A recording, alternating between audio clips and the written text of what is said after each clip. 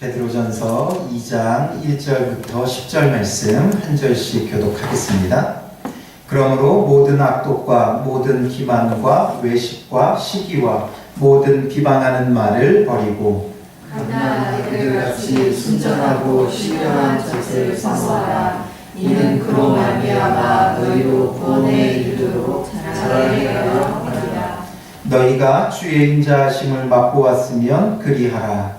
사람에게는 버림받아 되었으나 하나님께는 택하심을 입은 보배로운 사람들이신 예수께에 나아가 너희도 산돌같이 신령한 집으로 세워지고 예수 그리스도로 말미암아 하나님이 기쁘게 받으실 신령한 제사를 드릴 거룩한 제사장이 될지니라.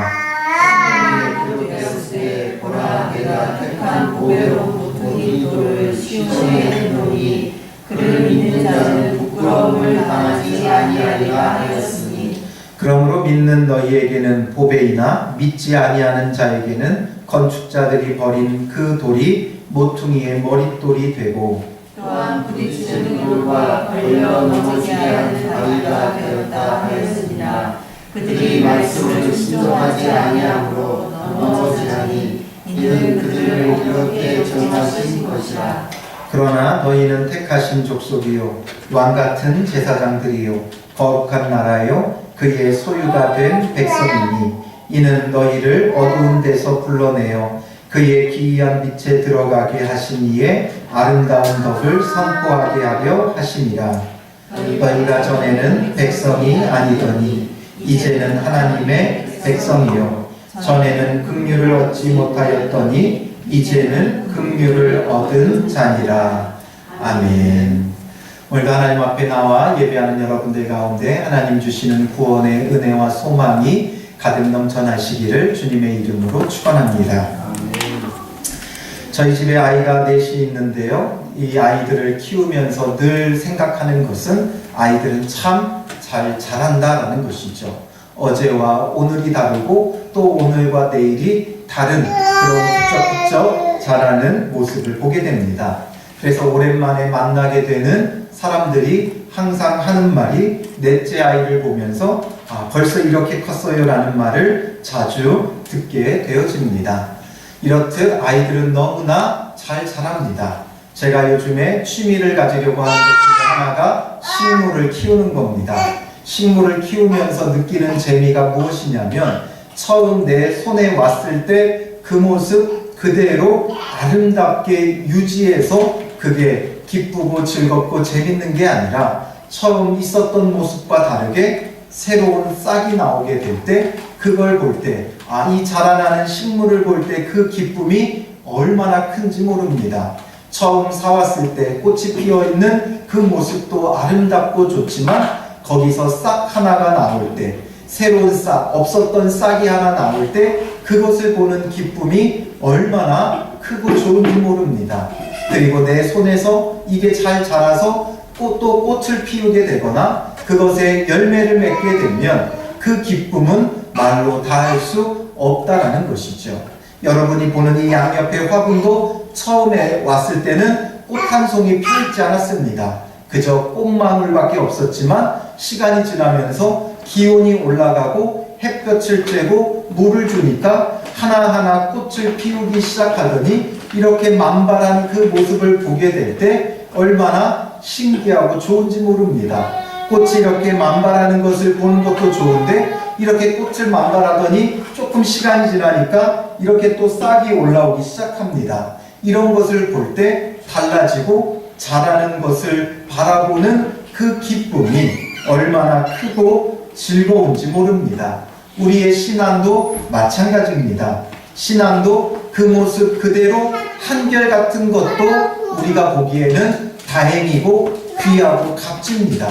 늘 있어야 할 그 자리를 지키고 믿음을 지키는 한결같은 모습도 너무나 귀하고 값지지만 거기서 달라지고 변화되고 성장하는 모습을 보면 정말 크게 기쁘고 즐겁다라는 것이죠. 하나님 아버지의 마음이 그렇습니다.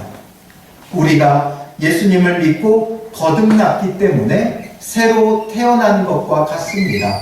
그러므로 거기서부터 우리의 신앙이 자라는 모습을 바라보는 하나님의 그 기쁨이 얼마나 크겠느냐라는 것이죠. 그러나 반대로 자라지 않는 신앙생활을 한다면 어제나 오늘이나 똑같은 모습 가운데 있게 되면 자라지 않는 아이를 보는 그 부모의 근심은 클 수밖에 없다라는 것이죠. 때가 되면 다 키가 큰다는 것을 알지만 조금 늦게 키가 크는 아이를 보게 되면 그 부모의 근심은 걱정으로 가득하게 되어집니다. 그러므로 이 아이를 데리고 병원을 찾아다니면서 이 아이의 성장판을 검사해보고 이 아이가 얼마까지 자랄 수 있는지를 확인해보고 그리고 이 아이가 키가 자라지 않는 아이라면 얼마나 마음이 아프고 근심과 걱정이 크고 크겠습니까? 우리를 바라보는 하나님 아버지의 마음이 자라지 않고 성장하지 않는 우리의 신앙을 바라보는 주님의 마음이 그렇다라는 것을 우리는 반드시 기억해야 될 것입니다. 오늘 말씀에 보면 2장 1절은 그러므로로 시작되어집니다. 그러므로라는 말은 무언가 앞선 내용이 있고 그 앞선 내용의 결과와 같은 것이죠. 그러니 앞서서 말씀하신 게 무엇입니까? 1장 마지막에 말씀하신 것 1장 23절부터 25절 말씀 같이 읽어보겠습니다. 너희가 거듭나는 것은 썩어질 씨로 된 것이 아니요 썩지 아니할 씨로 된 것이니 살아있고 항상 있는 하나님의 말씀으로 되었느니라. 그러므로 모든 육체는 풀과 같고 그 모든 영광은 풀의 꽃과 같으니 풀은 마르고 꽃은 떨어지되 오직 주의 말씀은 세세토록 있도다 하였으니 너희에게 전한 복음이 곧 이 말씀이니라. 아멘. 앞서서 무엇에 대하여 말씀하셨습니까? 우리의 거듭남에 대하여 말씀하셨다라는 것이죠. 21절에 너희가 거듭난 것은 썩어질 씨로 된 것이 아니라 썩지 아니할 씨로 된 것이니 항상 있는 하나님의 말씀으로 되었다라는 것이죠. 말씀으로 거듭난 우리의 영혼을 말하고 있는 겁니다. 그 거듭난 우리의 영혼을 향하여 말씀하는 결론은 무엇입니까? 우리가 말씀으로 거듭났다는 것이죠. 다른 것 아닙니다. 우리가 예수 그리스도를 믿는다는 것은 그의 말씀을 믿는 것이고 그의 말씀을 통하여 우리는 새 생명 하나님의 자녀로 거듭나게 되어진 것이죠. 그러니 말씀으로 거듭난 우리, 그러므로 결말이 무엇입니까? 같이 1절 말씀 읽겠습니다. 그러므로 모든 악독과 모든 기만과 외식과 시기와 모든 비방하는 말을 우리가 말씀으로 거듭났기 때문에 마땅히 거듭나기 이전의 삶을 완전히 버려야 한다는 것이죠. 우리가 거듭나기 이전의 삶은 우리 안에 죄로 말미암아 악독과 기만과 외식과 시기와 비방하는 말들이 가득했던 것이죠. 예수 그리스도를 알지 못하는 까닭에, 하나님을 알지 못하는 까닭에 거룩이 무엇인지, 빛이 무엇인지, 사랑이 무엇인지, 선이 무엇인지 참되게 알지 못함으로 우리 안에 있는 원죄로 욕심과 정욕에 이끌려 악독이 가득했고 기만이 가득했고 외식이 가득했고 시기와 비방하는 말들이 가득한 죄인들이었다라는 것이죠. 그런 우리의 그 모든 것을 이제는 버려야 하는 것입니다. 이런 모든 옛사람의 모습, 죄인의 모습을 버려야 하는 것이죠. 영적으로 새롭게 태어났기에 그러므로 우리가 옛사람의 모습은 완전히 벗어버려야 되는 겁니다. 거듭났다는 것이죠. 새롭게 태어난 것입니다. 그러니 이전의 모든 것은 죽어지고 이제 새롭게 살아가는 새 생명이 되어져야 한다는 것이죠. 그래서 2절에 이어서 무엇을 말씀합니까? 2절 같이 읽겠습니다. 갓난 아기들 같이 순전하고 신령한 젖을 사모하라. 이는 그로 말미암아 너희로 구원에 이르도록 자라게 하려 함이라. 아멘. 갓난 아기들 같이 거듭났으니 영적으로 새롭게 어린 아이로 갓난 아기로 태어났으니 갓난 아기들처럼 순전하고 신령한 젖을 사모하라 라고 말하고 있습니다. 새로 난 아기에게 아무거나 먹이지 않습니다. 엄마는 엄마의 몸을 통해 그 젖을 먹이는 것이죠. 가장 깨끗하고 가장 순전하고 가장 좋은 젖을 먹이게 됩니다. 그리고 엄마 젖을 떼게 되어도 이 아이를 위해 구별된 것을 먹인다라는 것이죠. 아무 것이나 막 가져다 먹이지 않습니다.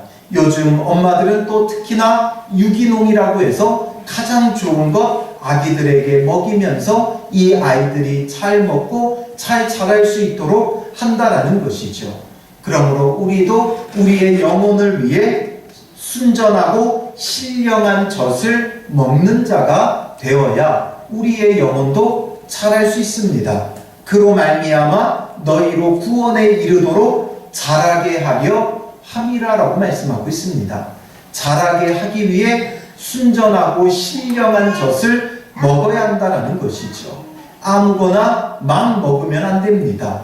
정말 신령하고 순전한 구별된 것을 먹어야 우리의 영혼이 잘 자라는 것이죠. 신령하고 순전한 그 젖이 무엇입니까? 바로 우리를 거듭나게 한 바로 말씀이다라는 것이죠. 우리를 거듭나게 한 말씀으로 거듭난 우리기에 이 말씀을 먹는 자만이 바로 구원에 이르도록 자라가는 자가 되어지는 것이죠. 그러나 이 말씀도 유의해야 됩니다. 유의해서 잘 먹어야 됩니다. 요즘은 말씀을 빙자한 거짓 가르침이 너무나도 많이 있습니다. 마지막 때에 일어날 징조에 대하여 예수님께서 말씀하셨듯이 거짓 교사들, 거짓 가르침들이 너무나도 많이 있다는 것이죠. 대표적으로는 이단들이 그러하지만 이단뿐만 아니라 설교들도 무언가 인정받는 교단의 목회자들의 설교를 할지라도 그 설교 가운데 이 순전하고 신령한 젖이 아니라 군것질 같은 말씀들이 너무나도 많이 있다는 것이죠. 사람들이 듣기 좋은 말, 사람들의 입맛을 구미를 당기는 이 불량식품 같은 그런 것들이 너무나도 많이 쏟아지고 있다는 것이죠. 참 생명의 순전하고 신령한 젖이 아닌 오히려 우리의 영혼을 병들게 하는 물질적 가치관과 세상적 가치관이 혼합되어진 잘못된 그런 말씀을 우리는 주의해야 되는 겁니다. 그래서 신구약 성경 어떤 부분만 가져다 놓고 말씀을 먹으면 안 되고 우리는 매일매일 조금씩 이 66권 전체를 꼭꼭 씹어 먹으며 순전하고 신령한 젖을 먹는 자가 되어야 한다는 것이죠. 설교 일주일에 한 번 듣는 것으로 순전하고 신령한 젖이 되지 못합니다. 매일매일 그 말씀 앞에서 모든 말씀을 먹고 씹고 그것을 통해 힘을 얻고 영양분을 공급받을 수 있어야 한다는 것이죠. 어떤 하나만으로 되지 않습니다. 오히려 몸에 좋은 것은 입에 쓴 법입니다.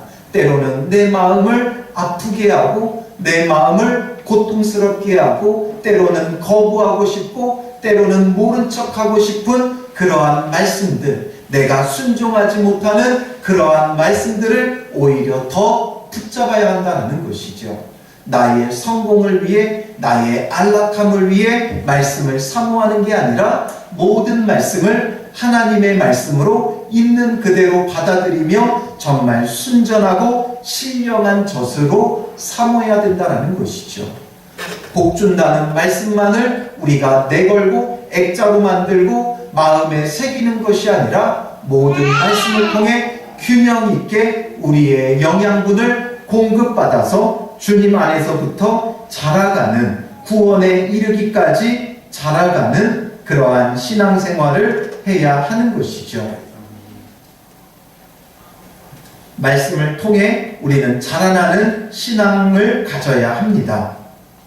그런데 자란다는 것은 우리가 육체적으로 성장하는 것도 있지만 우리가 내면으로도, 외적으로도 성장하지만 내적, 내면으로도 성숙해져 가는 것도 필요하다라는 것이죠. 두 가지가 같이 이루어져 가는 과정이 바로 자란다라는 것이죠. 육적으로만 성숙해져 가고 성장해 가는 것을 말하지 않습니다. 자란다는 것은 내적, 외적으로 다 균형 있게 자라가야 하는 것이죠. 아이들이 몸도 자라지만 그들의 생각도 자라야 되고 인격도 자라가야 되는 겁니다. 우리의 신앙도 마찬가지죠. 우리가 외적으로도 자라지만 영적으로도, 신앙적으로도, 내면적으로도 우리가 자라갈 수 있어야 됩니다. 육체적으로는 자라지만 인격적으로, 정신적으로 자라지 못하면 어떤 일이 벌어집니까? 바로 비정상적인 행동을 하게 되는 것이죠. 그것이 바로 우리가 이 육체적으로 그럴 때, 육적으로는 많이 자랐지만 정신적으로, 인격적으로 성장하지 못하면 나타나는 그 모습이 우리가 흔히 부르는 중2병이라는 것이 그런 겁니다. 아이들이 청소년기를 겪으면서 육체적으로는 아주 성숙하고 성장하게 됩니다. 어른과 다를 바 없이 육체적으로 완전히 성장해 버리죠. 그러나 그들이 정신적으로, 인격적으로 아직 더 성장하지 못했기 때문에 이 아이들이 그 혼란 속에서 나타나는 모습들, 그래서 엄마 아빠가 감당하기 어려운 그런 모습들을 보여주는 중2병이 이런 겁니다. 그런데 청소년뿐만 아니라 어른들도 그렇죠. 인격적으로 덜 성숙하니까 교만하게 되고 무례하게 되고 갑질하게 되고 이런 일들이 우리 사회 곳곳에서 일어나게 되어지는 겁니다. 그래서 그런 사람들을 우리가 치탄하지 않습니까? 그런데 신앙도 마찬가지입니다. 신앙도 성장해야 되지만 성숙해야 되는 부분도 있다라는 것이죠. 외적으로도 성장해야 하지만 내적으로도 성숙해져 가야 하는 겁니다. 말씀에 순종하면서 외적으로 이전과 비교되지 않는 성장한 모습이 있어야 하는 것이죠. 말씀에 순종하여 기도도 해야 되고 예배도 하고 전도도 하고 교회를 세우기 위해 직분도 받는 이런 외적인 성장이 필요합니다. 그런데 여기 정말 중요한 것은 내적으로도 우리가 성숙해져 가고 그래서 점점 낮아지고 섬기고 죽어지는 이 과정이 우리에게 반드시 필요하다라는 것이죠. 예수님의 십자가까지 낮아지고 그리스도에게까지 자라야 됩니다. 십자가까지 낮아지는 게 진정한 우리의 신앙의 자람이다라는 것이죠. 반대입니다. 신앙적으로 영적으로 자란다는 것은 예수님의 십자가까지 낮아지고 겸손해지고 죽어져야 우리가 참되게 자라는 것이고 구원에 이르도록 자라는 게 되어지는 겁니다. 에베소서 4장 15절에 보면 이렇게 말씀합니다. 오직 사랑 안에서 참된 것을 하여 범사에 그에게까지 자랄지라. 그는 머리니 곧 그리스도라 라고 말씀하고 있습니다. 머리 대신 예수 그리스도에게까지 우리는 자라가는 자가 되어야 합니다. 그 예수 그리스도는 높은 곳에 있는 분이 아니라 그 하나님과 동등됨을 버리고 낮고 낮은 이 땅에 사람의 몸으로 오셨고 섬기고 죽으시며 십자가에서 우리의 구원을 이루신 가장 낮은 자리 십자가에 거하는 예수님이기에 예수님께까지 자란다는 것, 우리의 이미지로는 높아지는 것이지만 진정 주님이 말씀하시는 자라남은 바로 예수님에게까지 낮아짐을 말하고 있는 것입니다. 그래서 이것이 진정 우리가 내적으로 성숙해져 가는 과정이죠. 한국교회는 성장이 있습니다. 그래서 어떤 세계 유례 없는 다른 나라의 교회들보다 더 크게 부흥했고, 더 많이 예배드리고, 더 많이 기도하고, 더 많이 전도하고, 더 많이 헌신하고, 더 많은 교회가 이 땅 가운데 생겨나게 되었다라는 것이죠. 교회의 성장이 있습니다. 그러나 한국교회에 빠진 것은 이 성숙이 없다라는 것이죠. 정말 그리스도에게까지 자라는 것, 낮아지고 죽어지고 섬김이 없습니다. 그래서 큰 소리 내려 하고 이제는 교회들이 그리스도인들을 대변하겠다고 하며 정치적으로도 영향력을 행사하려고 하는 시대까지 되어버렸다라는 것이죠. 이것은 결코 그리스도에게까지 자라는 것이 아닙니다. 그리스도에게까지 자라고 구원에 이르도록 자라기 위해서는 우리는 더 낮아져야 되고, 더 자기를 부인해야 되고, 내가 아무것도 아님을 알고 예수 그리스도에게까지 낮아지고 죽어지고 섬기는 자가 되어질 때 진정 우리는 자라는 자가 되어지는 것이죠. 그래서 3절에 다시 한번 강조합니다. 너희가 주의 인자하심을 맛보았으면 그리 하라라는 것이죠. 주의 인자하심, 예수 그리스도의 자비로우심, 은혜로우심을 우리가 맛보았다면 예수님께서 우리를 죄로 인하여 멸하지 않고 심판하지 않고 벌하지 않고 우리를 용서하시고 우리를 위하여 십자가에 죽으시며 사랑하며 우리를 구원하신 그 주의 인자하심을 우리가 믿고 맛본 자가 되었다면 그리 하라라는 것이죠. 바로 순전하고 신령한 젖을 사모하며 그 생명의 말씀을 먹고 옛사람의 모습을 완전히 벗어버리고 구원에 이르도록 예수 그리스도에게까지 낮아지는 그 자람을 행하라라는 것을 우리에게 강조해주고 있는 겁니다. 그러기 위해서 우리에게 필요한 것은 예수 그리스도를 알되 참되게 아는 것이 중요합니다. 우리의 인간적인 가치관과 세계관으로 이해하는 예수님이 아니라 우리에게 보여주신 참 예수님, 말씀을 통해 우리에게 알려주시기 원하시는 그 참 예수님을 바르게 알아야 하는 것이죠. 그 예수님은 어떤 분입니까? 4절 말씀 같이 읽겠습니다. 사람에게는 버린 바가 되었으나 하나님께는 택하심을 입은 보배로운 상이신 예수께 나아가. 예수님은 어떠한 분입니까? 사람에게는 버린 바가 되신 분입니다. 우리는 높고 위대하시고 대단하고 능력이 많은 예수님을 생각하지만 참 예수님은 사람에게 버린 바 되신 예수님이다라는 것이죠.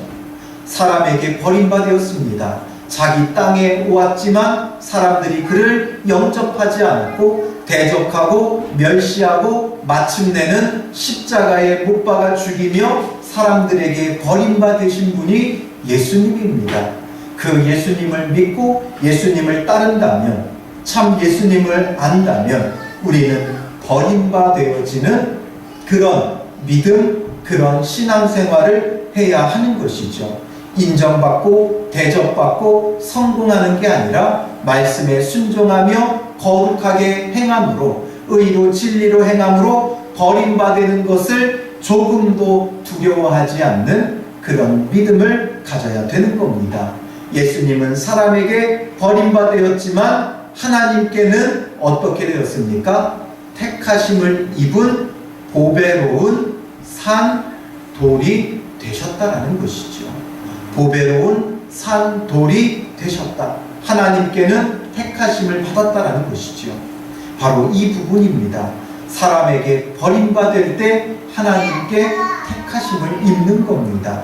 우리는 사람들에게 버림받아지는 믿음의 사람이 될 때 하나님께 택하심을 입은 자들이 되어지는 것이죠. 그런데 우리는 버림받기를 주저합니다. 사람들에게 인정받으려 하고 사람들에게 인기를 얻으려고 하고 사람들과 원만하게 지내려고 합니다. 물론 사람들에게 원만하게 지내는 것 필요합니다. 사람들에게 인정받는 것 필요합니다. 그러나 그것이 말씀을 떠난 인정이고 말씀을 떠난 원만함이라면 죄와 우리가 죄에게 인정받고 죄와 원만하게 지낸다는 것은 문제가 있는 것이죠. 그러므로 사람에게 버림받는다는 것은 죄와 함께 죄와 죄 가운데 있는 자들에게 버림받는 겁니다. 죄 가운데 있는 자들과 함께 죄를 공유하는 게 아니라 죄로부터 버림받는 것이죠. 온통 거짓말하는 사람들에게 내가 진리를 말하게 되면 버림받을 수밖에 없는 겁니다. 모두가 육신의 정욕을 따르는 가운데 나는 성령을 따른다면 버림받을 수밖에 없는 겁니다. 이렇게 버림받는 신앙생활을 하게 되어지면 하나님께는 택하심을 입는다라는 것이죠. 그래서 예수 그리스도는 보배로운 산돌이 되신 겁니다. 살아있는 돌이다라는 것이죠. 살아있다라는 것과 돌은 모순된 말입니다. 돌은 생명이 없습니다. 생명이 없는 것을 우리가 일컬을 때 돌이라고 말을 하게 되죠. 그래서 이렇게 모순되는 말이지만 이 살아있는 돌이 예수님을 표현하는 가장 좋은 말이 되어지는 것이죠. 바로 돌처럼 예수님께서 버려지고 죽어졌지만 오히려 살아있다라는 것이죠. 이게 바로 예수님입니다. 그래서 살아있는 돌이 되어지니까 무엇이라고 말합니까? 보배로운 산돌이다라는 것이죠. 보배로운 산돌이 무엇을 의미하겠습니까? 바로 참 보석을 말하는 겁니다. 모든 보석이 다 원래는 돌이지 않습니까? 그런데 그 돌을, 그 가치를 알지 못하면 그 돌은 계속 돌일 뿐입니다.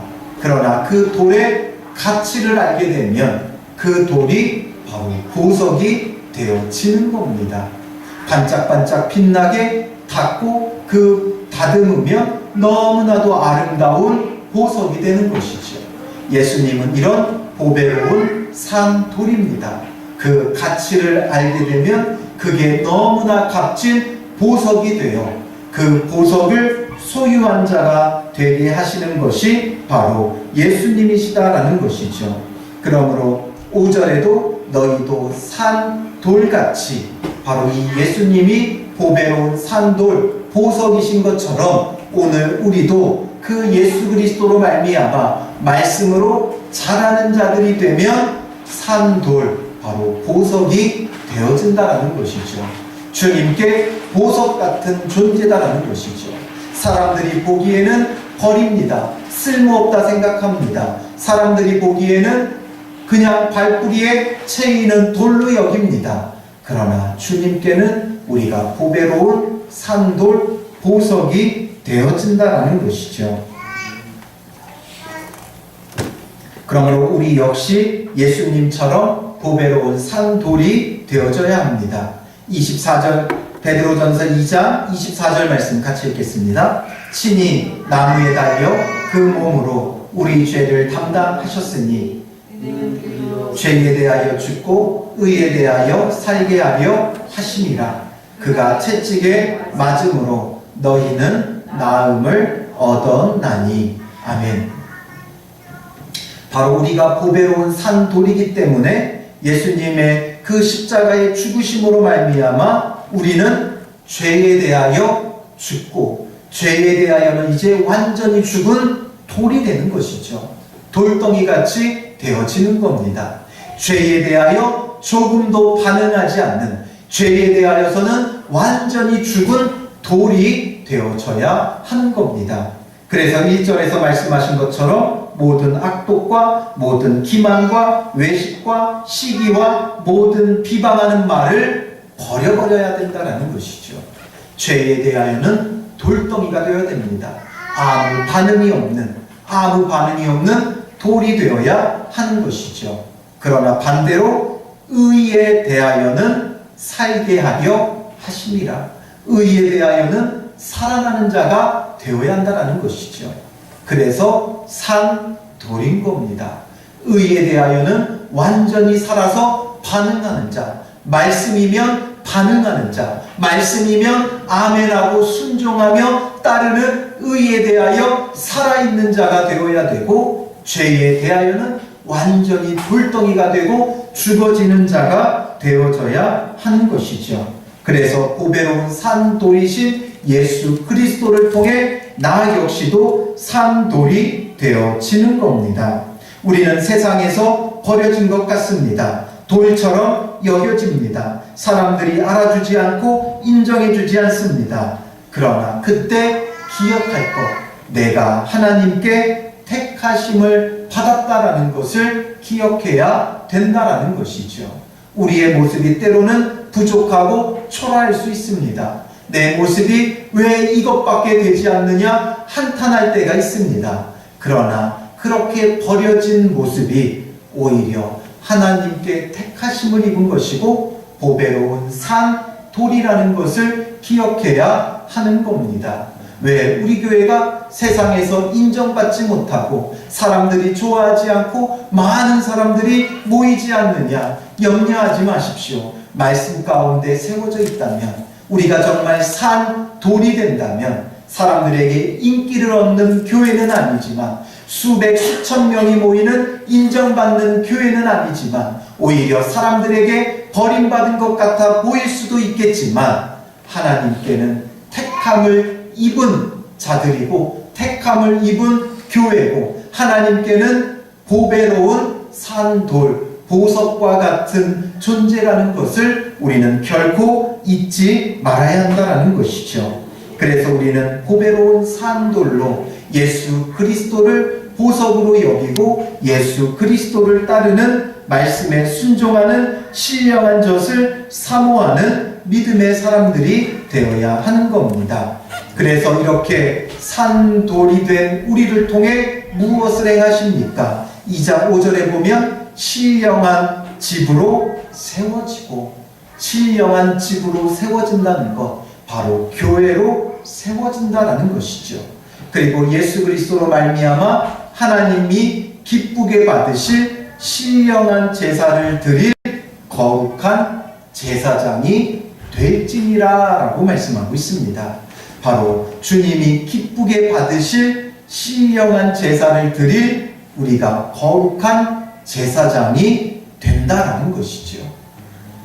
교회가 크고 아름다워야 거룩한 예배가 되는 게 아니라 바로 보배로운 산돌이신 예수 그리스도를 알고, 그래서 우리도 그 예수 그리스도를 따라 죄에 대하여는 완전히 죽어지고 의에 대하여는 살아나는 보석 같은 존재가 되어지면 우리를 통해 신령한 집을 짓는 겁니다.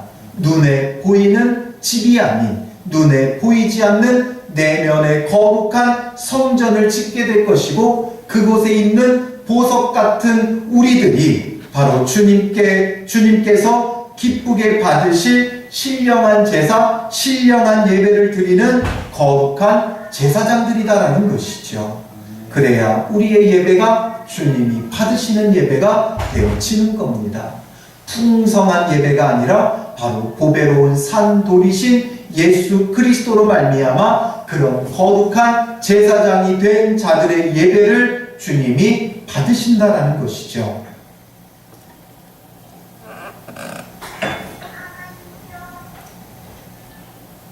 그래서 우리를 통하여 주님의 거룩한 전이 지어져 가야 되고, 우리를 통해 하나님 앞에 아름다운 예배가, 주님께서 기뻐 받으시는 예배가 드려진다는 것을 기억해야 됩니다. 이런 자들이 드리는 예배 가운데 하나님께서 찾아오시는 겁니다. 임마누엘의 하나님, 내가 너희와 함께 하겠다 약속하시는 그 하나님은 그냥 함께하는 게 아니라 이런 자들의 예배의 자리 가운데 찾아오시며 함께하시고 일하시고 역사하신다라는 것을 우리는 기억해야 하는 겁니다.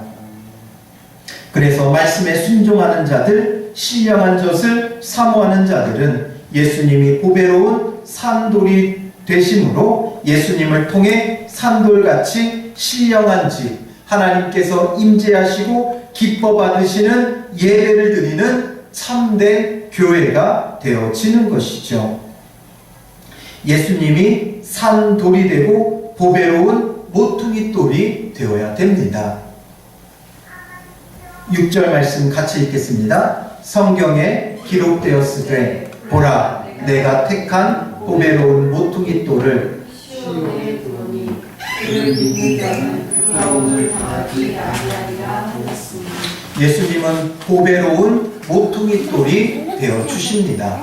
그래서 신령한 집으로 세워진다는 것이, 산돌같이 신령한 집으로 세워진다는 것은 바로 예수 그리스도가 그 교회의 모퉁이 돌이 되어질 때 이루어지는 일이죠. 모퉁이 돌이라는 것은 모퉁이에 놓는 돌이다라는 것이죠. 그냥 모퉁이에 놓는 돌이 아니라 벽과 벽이 만나는 곳, 그곳에 기준을 삼는 돌이 바로 이 모퉁이 돌입니다. 벽을 그냥 일자로 세우는 건 쉽습니다. 그런데 이게 이제 벽과 벽이 만나게 되는 이것을 바르게 세우지 않게 되면 건물 자체가 삐뚤어지게 되어지는 것이죠.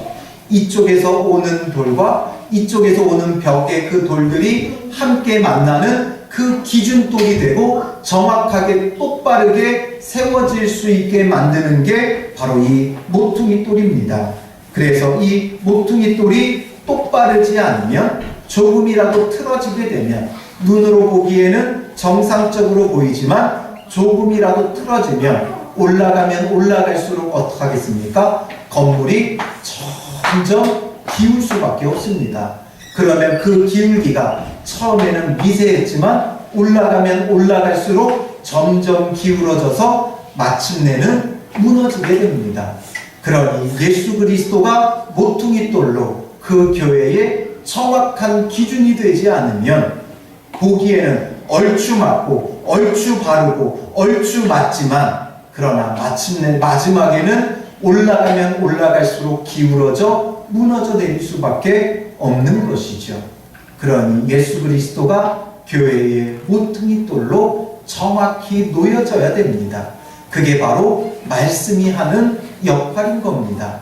그러니 크고 멋진 교회들이 일순간에 무너지는 것 우리가 보게 되는 것, 그냥 외적으로가 아니라 내적으로 교회가 아름답고 크게 멋지게 성장했는데 일순간 무너지고 쪼개지고 갈라지는 이유가 어디에 있습니까? 바로 이 모퉁이 돌 대신 예수 그리스도가 정확하게 놓여지지 않으면, 그래서 말씀의 기준을 따라서 정확하게 교회를 바르고 거룩하고 참되게 세우지 않으면 더 그 싸움이 커지고 그 무너짐이 크고 심하게 되어지는 겁니다. 그래서 모퉁이 돌 대신 예수 그리스도로 정확하게 우리는 내면의 성전을 거룩하게 짓는 그런 믿음의 사람들이 되어야 하는 겁니다. 그러나 이 보배로운 모퉁이 돌 대신은 예수 그리스도를 알지 못하면, 예수 그리스도의 보석을 발견하지 못하면 어떻게 됩니까?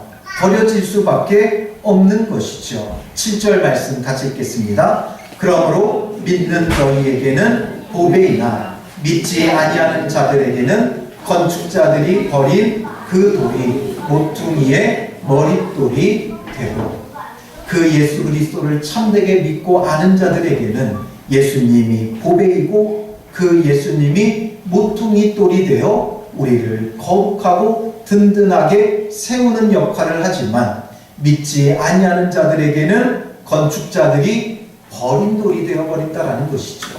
버려진 돌이 되는 겁니다.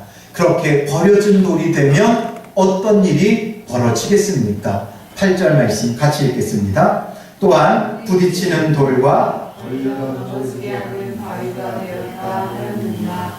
그들이 말씀을 순종하지 아니함으로 넘어지나니 이는 그들을 이렇게 정하신 것이라.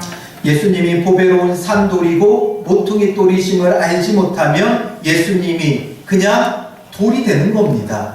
그냥 돌이 되면 어떤 일이 벌어집니까? 부딪히는 돌이 되고 걸려 넘어지는 바위가 되는 겁니다.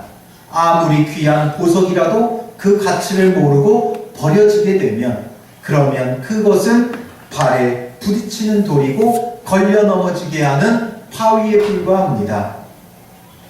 그 귀하고 귀한 예수 그리스도, 하나님께서 택하신 보배로운 산 돌이신 예수 그리스도를 정확하게 바르게 알지 못하면 오히려 예수님이 부딪히는 돌이 되고 걸려 넘어지는 바위가 되어진다라는 것이죠. 마태복음 15장 8절부터 12절에 보면 예수님께서 이렇게 말씀합니다. 이 백성이 입술로는 나를 공경하되 마음은 내게서 멀도다. 사람의 계명으로 교훈을 삼아 가르치니 나를 헛되이 경배하는도다 하였느니라 라고 말씀하셨습니다. 예수님께서 모퉁이 돌이 되지 못하고 그래서 예수 그리스도의 말씀이 정확한 기준이 되지 못하니까 그 사람들은 뭘 가지고 살았습니까? 사람의 계명으로 교훈을 삼아 가르쳤다라는 것이죠.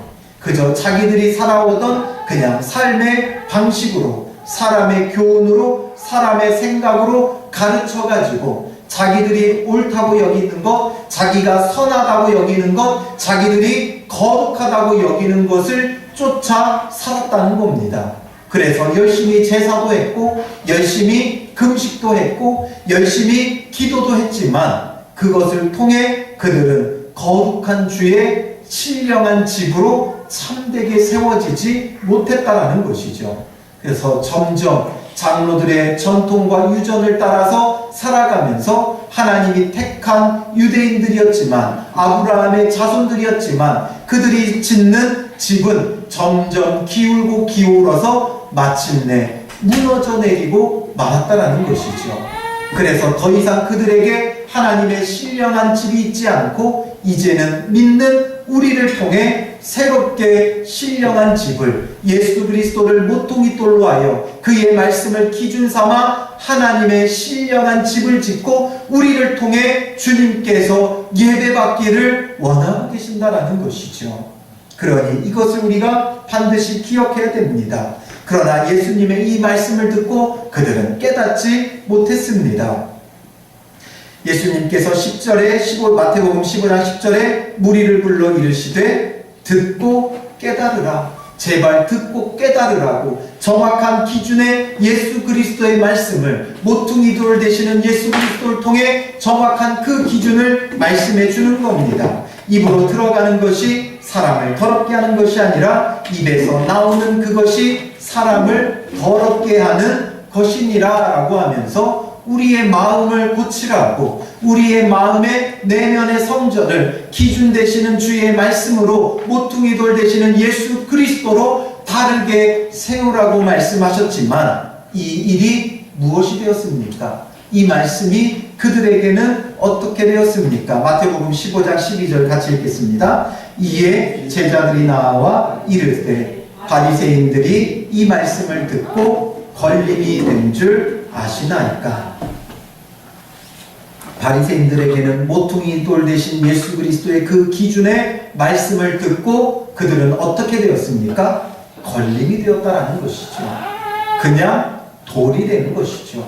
보석 같은 생명의 말씀을 그들에게 주지만 그들에게는 이게 그냥 걸려 넘어지는 돌이 되어져 버린 겁니다.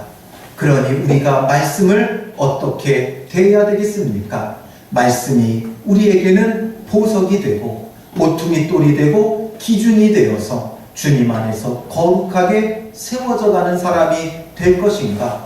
말씀이 보석이 되지 않아 이렇게 걸려 넘어지는 자들이 되어질 것인가? 우리는 자기 자신을 살펴볼 수 있어야 하는 겁니다. 이들이 왜 이렇게 자꾸 부딪히고 걸려 넘어집니까? 8절 말씀에 보면 부딪히는 돌과 걸려 넘어지게 하는 바위가 되었다 하였느니라. 그들이 말씀을 순종하지 아니함으로 넘어지나니 이는 그들을 이렇게 정한 것이라. 그들에게 왜 말씀이 부딪히는 돌이 되고 걸려 넘어지게 하는 바위가 되게 합니까? 바로 말씀을 순종하지 않기 때문에 그렇습니다. 말씀에 순종하지 않으면 그 말씀은 우리에게 부딪히는 돌이요 걸려 넘어지는 바위가 되어진다는 것을 우리는 반드시 기억해야 됩니다. 내가 순종하지 않는 말씀은 그 말씀이 내게 보석이 아니라 걸려 넘어지는 바위가 된다는 이 사실을 우리는 기억해야 하는 것이죠. 그래서 말씀에 순종할 마음이 없고 말씀을 판단하려고만 하는 겁니다. 그 말씀을 받아들일 마음이 없는 겁니다.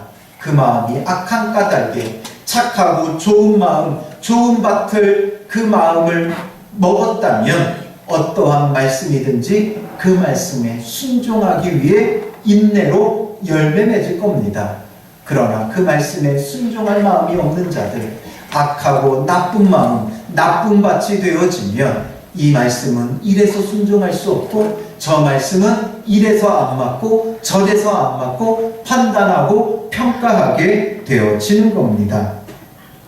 그러므로 우리는 말씀을 형식적으로가 아니라 온전히 순종하기를 힘쓰는 그런 믿음의 사람들이 되어야 하는 것이죠.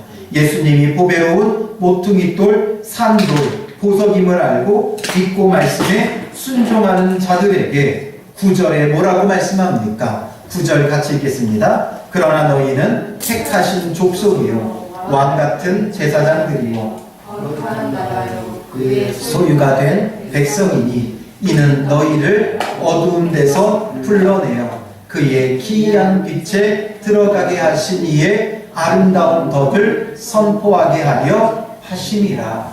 아멘. 우리는 왕같은 제사장이라는 말을 많이 합니다. 예수님께서 십자가의 죽으심으로 성전의 휘장이 위에서부터 아래로 갈라졌고 이제는 우리가 왕같은 제사장으로 하나님 앞에 직접 나아가 예배할 수 있다고 말을 합니다. 맞습니다. 그러나 아무나 왕같은 제사장이 되는 게 아닙니다.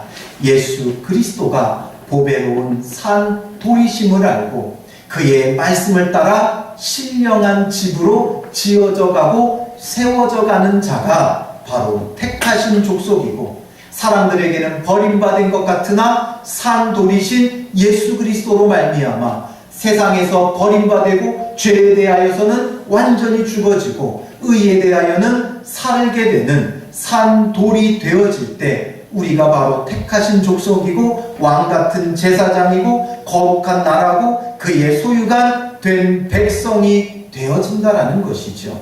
그냥 되어지는 게 아니라 바로 보배로운 산 돌이신 예수 그리스도가 그 안에 모퉁이돌 된 자, 그래서 그의 기준의 말씀을 따라 거룩하게 살아가는 자, 순전하고 신령한 젖을 통해 자라나는 자, 예수 그리스도에게까지 낮아지고 죽어지고 섬기는 자, 그런 자들을 통해 하나님은 이러한 위치로 우리를 격상시키신다라는 것이죠. 그러므로 그의 삶 가운데 무엇이 나타납니까? 그의 기이한 빛에 들어가게 하신 이의 아름다운 덕을 선포하게 하려 하시니라. 주님이 갖고 계신 아름다운 덕, 주님의 그 거룩하심, 그 신실하심, 그 사랑이 우리를 통해 증거되어지고 선포되어지고 나타나게 되어지는 것이죠. 그러므로 우리는 반드시 기억해야 됩니다. 무엇을 기억해야 됩니까? 10절 말씀. 우리는 전에는 백성이 아니었습니다. 하나님의 백성이 아니었습니다. 죄의 자녀였고 죄의 종이었고 마귀의 종노릇하던 자들이었습니다. 그러나 이제는 하나님의 백성이 되었죠.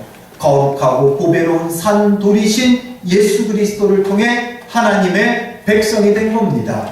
전에는 긍휼을 얻지 못하여 죄 가운데 죽어가는 존재였습니다.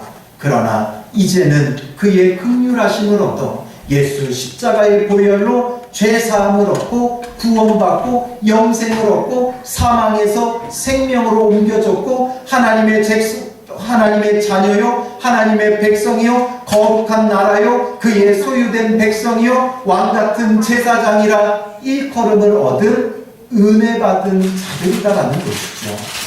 그러니 우리가 어떻게 살아야 됩니까? 보배로운 산돌이신 예수 그리스도를 따라가야 됩니다. 그러므로 옛사람의 모습을 벗어버리고 새 사람을 입어야 하는 것이죠.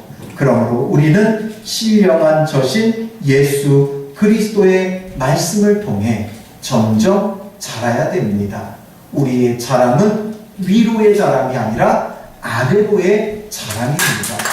예수 그리스도의 십자가의 그 낮아짐까지 아래로 자라고 성숙해가는 믿음의 사람이 될 때 오늘 우리도 주님께 보석 같은 존재가 되어지는 것이죠. 주님 안에 이렇게 반짝반짝 빛나는 보석 같은 믿음의 사람들이 되시기를 주님의 이름으로 축원합니다. 기도하겠습니다. 살아계신 아버지 하나님, 보배로운 산돌이신 예수 그리스도로 말미암아 오늘 우리도 보배로운 산돌이 되게 하여 주심을 감사합니다. 아버지 하나님, 우리가 죄에 대하여는 완전히 죽어져 돌 같은 존재가 되게 하시고 의에 대하여는, 거룩에 대하여는 반짝반짝 살아나 아버지 하나님 살아있는 주님의 보석이 될 수 있도록 인도하여 주시옵소서. 세상 사람들에게는 버려진 것 같아 아버지 하나님 고통스럽고 홀로 외로워 눈물 지을 때도 많이 있지만, 말씀 따라 버려지는 것은, 죄에 대하여 죽어지고 버려지는 것은 오히려 의에 대하여 살아나고 하나님 앞에 택하심을 입은 자라는 것을, 주님에게 보석 같은 존재라는 것을 다시 한번 기억하게 하시고 위로를 얻고 힘을 얻는 자들 될 수 있도록 인도하여 주시옵소서. 아버지 하나님, 세상에서 우리가 고난을 당하나 외로움을 겪거나 주와 함께 보석과 같은 존재로 귀하게 여겨짐을 늘 기억하며 주님 안에서 새롭게 신령한 집으로 지어져 가고 세워져 가게 하시고, 모퉁이 돌 되시는 예수 그리스도로 그의 말씀을 기준 삼아 세워지는 거룩한 교회가 곧 우리가 될 수 있도록 인도하여 주셔서 하나님 친히 함께 하시고 임재하시고 우리의 예배를 기뻐 받으시며 살아 역사하시는 임마누엘의 하나님을 마음껏 누리는 복된 교회 될 수 있도록 인도하여 주시옵소서. 헛된 것 예배하지 말게 하시고 두 마음 품지 말게 하시고 오직 예수 그리스도만을 머리로 하고 예수 그리스도만이 우리의 주인이 되시고 왕이 되어 주셔서 주의 말씀 따라 순종하는 거룩한 성도들, 주의 백성들